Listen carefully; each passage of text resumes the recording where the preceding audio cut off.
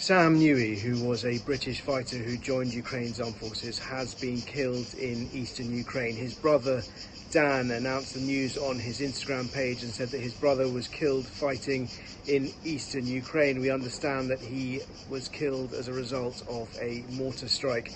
Sam was a university student from Birmingham. He was studying psychology, just 22 years old, when Russian President Vladimir Putin invaded Ukraine, and Sam decided to give up what he was doing and travel to Ukraine. Initially, he joined a group called the Dark Angels, which was set up by a friend of his called Daniel Burke, and he was involved in, indeed he filmed a very daring mission with a US-made Javelin anti-tank missile to take out a Russian armoured vehicle. That involved joining a four-man group that crept many miles behind, into no man's land to launch the Javelin at the Russian target and then get back to the safety of the Ukrainian lines.